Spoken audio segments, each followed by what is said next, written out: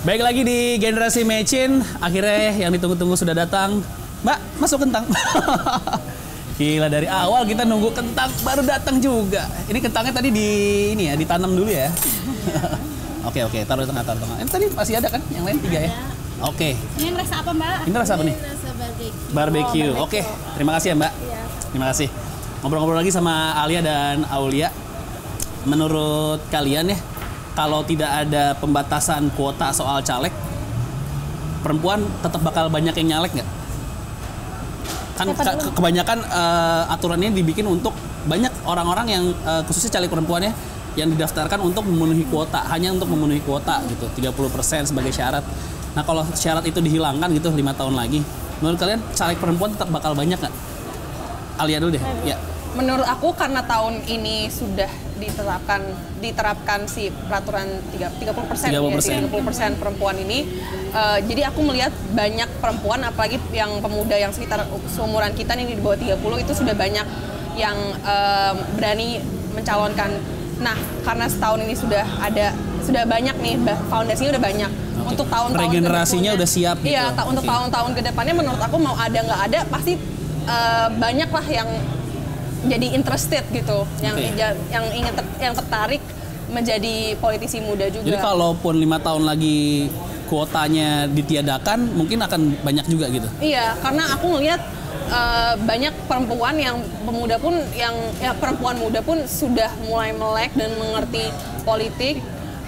Dan walaupun nggak datang dari background yang keluarga pejabat atau apa seperti Mbak Aulia, tapi kalau memang mereka punya niat baik untuk membuat suatu perubahan dan mereka memiliki kesempatan dan skillnya, ya nggak apa-apa gitu loh, nggak harus sekolah politik atau harus datang dari keluarga politik dinasti. Oke. Iya. Aulia, akan banyak nggak caleg perempuannya? 30% ya. Kalau ditiadakan gitu, misalnya 5 tahun lagi silakan mau cowok mau cewek tidak ada batasan, akan tetap banyak atau harus tetap diberlakukan sih kuota ini? 30%. Ya diberlakukan aja. Tetap diberlakukan? Soalnya iya, karena perempuan itu yang lebih ngerti tentang pendidikan, tentang hubungan ibu dan anak, tentang seperti itu, kewajiban dan hak seorang wanita. Misalnya wanita hamil kalau di pekerjaan bagaimana kebijakannya, itu yang punya perasaan, yang melakukannya kan perempuan. Jadi kita yang lebih ngerti lah tentang perlindungan anak, tentang kewanitaan itu kita. Jadi kalau saya setuju diberlakukan aja. Oke. Menjadi di legislatif juga godaannya tuh lumayan gede loh. Ya kan, kita lihatlah bukan banyak lagi, kayak hampir semua, kayak kita ngomongin Malang deh, semua anggotanya masuk gitu kan. Godaannya gede loh. Udah siap loh menghadapi godaan duniawi? Ya. Nggak mending jadi dokter aja? Nah, kalau saya insya Allah ya niatnya untuk maju ke pencalegan ini adalah ibadah. Semua yang kita lakukan niatnya ibadah karena Allah. Dan insya Allah kalau niatnya udah lurus, misalnya ada apapun, karena kita niatnya untuk Allah, berdakwah. Jadi untuk itu kita harus menahan gitu. Pasti semakin soleh seorang pasti akan godaannya banyak, termasuk duniawi. Dan insya Allah kita orang PKS terutama ya, kita tuh benar-benar ukhrawi, niatnya akhirat. Jadi kalau ada godaan duniawi, harusnya kita bisa menahan dari itu semua. Karena kita tujuannya Allah, insya Allah gitu. Alia? Ya memang pasti kalau sudah jadi politisi di tingkat manapun pasti banyak godaan-godaan ya. Dan saya juga sudah lihat banyak kader-kader dari partai sendiri. Ada tips nggak sih dari arahan ayah, kan mentor ya? Iya. Dan aman sampai sekarang gitu, nggak pernah. Ya pokoknya intinya saya nggak mau masuk penjara, jadi nggak mau melakukan tindakan kriminal. Oke. Dan juga saya sering baca-baca artikel dan survei-survei di internet, baca jurnal-jurnal gitu.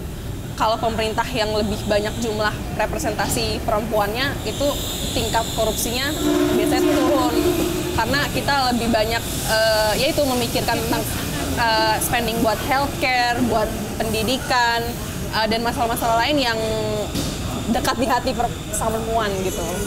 Ya, dan kalau dari papaku sih, salah satu nasihat yang dia suka kasih ke aku ya, kita sebagai pemimpin harus memikirkan tentang rakyat kita. Kalau misalnya kita jadi pemimpin untuk cari duit, ya bikin usaha aja, ngapain jadi pejabat gitu loh. Kan tugasnya wakil rakyat kan untuk mewakili suara, aspirasi dan harapan rakyatnya, dan kita tidak bisa melakukan itu kalau misalnya kita cuma mikir diri kita sendiri.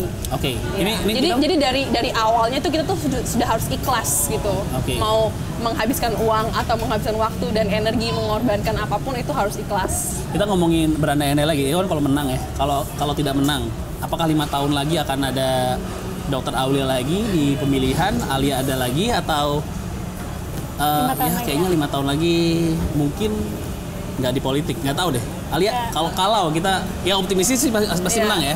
Tapi kalau apakah Alia Laksoni akan konsisten di politik setelah kayaknya terpilih? Aku tetap sih aktif di partai berarti. Iya, aku rasa ini bidang yang aku mau bener-bener terjunin banget ya.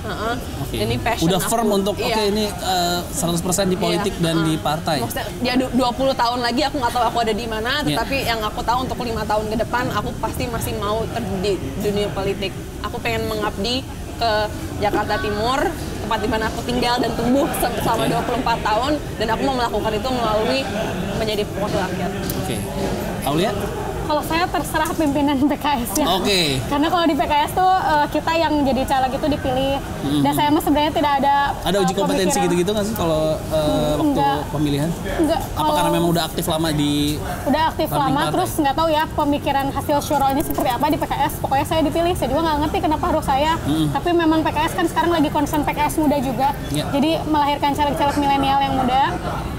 Terus karena saya dipilih, bilang sama suami sebenarnya nggak ngizinin, tapi tetap awalnya nggak ngizinin. Awalnya nggak mau tanda tangan perizinan suami. Ada izin suami ya? Ada izin suami. Kalau suami ada izin istri juga nggak sih?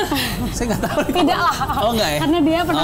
Oke. Tapi akhirnya karena suami juga kita taat sama pimpinan PKS, jadi insya Allah maju gitu. Walaupun pasti kan saya suami aktif di partai juga apa enggak? Sama. Simpatis. Aktif di partai juga? Ya. Tapi nggak nyalek ya?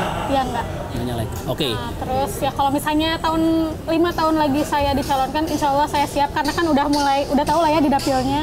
Tapi kalau enggak ya saya juga nggak masalah gitu. Pokoknya ya udah jadi dokter ibadah juga ya, gitu. Iya, udah dokter. Saya terakhir deh. Ini kita sambil makan. Oh iya. Ini sok silakan. Ini jumlah golput kalian diprediksi bakal tinggi. Ya, karena selalu naik 4% dari tahun ke tahun setiap pemilihan. Trennya. Bahkan tahun ini katanya bisa mencapai lebih dari 30%. Di antara teman-teman kalian gitu, ada nggak sih yang sampai sekarang belum memilih? Yang kalian tahu? Kalau untuk presiden. Kalau untuk presiden masih ada beberapa sih yang golput. Rata-rata sih sudah membuat keputusan ya, dan itu sama keputusannya sama periode 2014. Tetapi masih ada beberapa ya sekitar 10% yang masih golput. Dan kalau misalnya aku sih nggak mau yang langsung maksa mereka banget, cuman banyak yang sering berdiskusi sama aku tuh tanya-tanya aja kenapa aku memilih Pak Jokowi selain emang garis partainya kiblatnya ke sana gitu. Tapi kalau aku sih ada alasan-alasan aku sendiri dan aku jabarin itu ke teman-teman aku, dan aku berharap mereka bisa ya bukan hanya memilih Pak Jokowi karena aku suruh, tapi aku mau kita sebagai generasi pemuda itu aktif juga. Kita harus riset tentang siapa nih yang kita pilih, pro dan konnya apa. Gitu. Aulia? Ya, pasti ada aja ya yang masih pengen golput karena nggak ada yang sempurna gitu, nggak ada yang ya pastilah kataku nggak ada yang sempurna ya kata saya tuh. Terus kita harus omongin aja, apa kamu mau mewarisi utang-utang negara gitu untuk beberapa tahun ke depan. Itu kan berarti yang harus ngatur. Ini janjinya Pak Prabowo juga nih soal ini. Yang membangun negara tanpa hutang katanya. Iya, makanya presiden kita harus milih karena nggak mau dong kita punya utang negara untuk beberapa tahun ke depan kita mewarisi itu. So kamu harus pilih presiden, jangan golput. Benar. Terakhir juga masing-masing kan sudah menentukan pilihan. Jelas ya Pak Jokowi dan Pak Prabowo. Terakhir, menurut kalian sebagai perempuan Indonesia, apa sih kelebihan dari calon-calon presiden kalian untuk perempuan-perempuan Indonesia? Ini spesifik ya, berarti untuk gender, untuk ibu-ibu, untuk emak-emak ya. Kalau Bang Sandi selalu bilangnya emak-emak. Apa sih? Kenapa harus Pak Jokowi untuk perempuan? Kenapa harus Pak Prabowo untuk perempuan? Ini sekalian kita closing statement ya. Dari Aulia dulu deh. Ya, kenapa Pak Prabowo bisa menguntungkan perempuan di Indonesia? visinya Pak Prabowo Sandi itu ada salah satunya program emas ya, emak dan anak minum susu.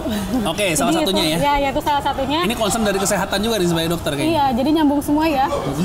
Jadi kalau minum susu sesuai juga sama program sekarang di kesehatan MDGs itu sekarang bukan 4 sehat 5 sempurna, tapi 10 hal untuk makan gitu. Ada 10 aturan buat makan sehari-hari itu.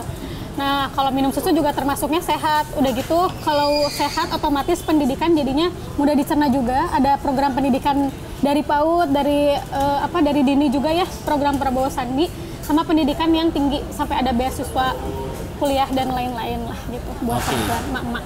Oke. Alia? Kenapa perempuan milih Iya. Jokowi ya? Iya. Aku ngeliat kalau di kabinet Pak Jokowi itu ada sekitar 9, walaupun 1 mundur, tapi tadi dari awalnya kan ada 9 menteri yang perempuan, dan itu posisi yang penting-penting, seperti Bu Susi kan menteri kelautan. Perikanan. Ya, dan menurut aku effort memilih perempuan ini yang walaupun nggak semuanya datang dari background politisi, karena kayak misalnya Bu Sri Mulyani kan lebih ke profesional ya, kan dia ekonomis kan. Ya, jadi dia juga sangat memfilter orang-orang yang dia pilih dan menjadikan role model buat kita sebagai calon politisi perempuan yang masih muda. Kita ada target gitu dengan dia memilih individu-individu ini, karena perempuan ini menurut saya yang pantas memimpin Indonesia dan menjadi role model dan mentor buat perempuan muda seperti saya. Dan saya berharap ke depannya kalau Pak Jokowi dapat kesempatan untuk menjadi presiden lagi, dia bisa menambahkan jumlah perempuan di kabinetnya, karena menurut saya pemerintah dan lingkungan politik yang inklusif dan sangat mencerminkan keragaman rakyatnya itu akan sangat lebih bisa suportif, saling support warganya, dan warga juga nggak akan ngerasa jauh gitu kalau misalnya mereka ngelihat wakil rakyatnya dan menteri-menterinya yang kurang lebih mirip sama mereka. Oke. Mudah-mudahan sih di waktu-waktu yang tinggal sedikit ini kita lebih banyak ngedapetin visi misi yang lebih substansi ya, karena sekarang kan banyak kan perang hashtag ya. Visi misi yang lebih substansi ya, karena sekarang kan banyak perang hashtag ya. Karena sekarang kan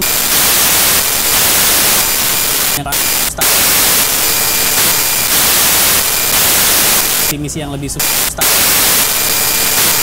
hashtag ya, misi yang lebih substansi karena sekarang kan hashtag ya, misi yang lebih substansi karena sekarang kan hashtag ya,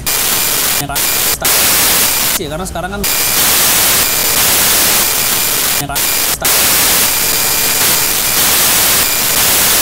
misi yang lebih substansi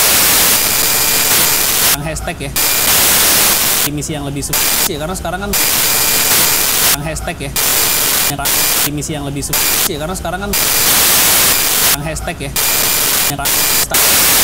karena sekarang kan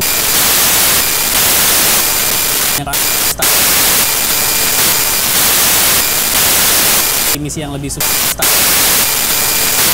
hashtag ya, misi yang lebih substansi karena sekarang kan hashtag ya, misi yang lebih substansi karena sekarang kan hashtag ya, karena sekarang kan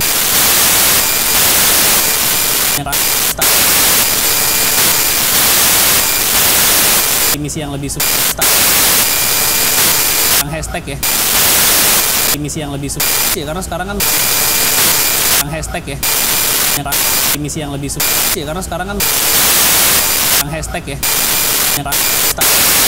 karena sekarang kan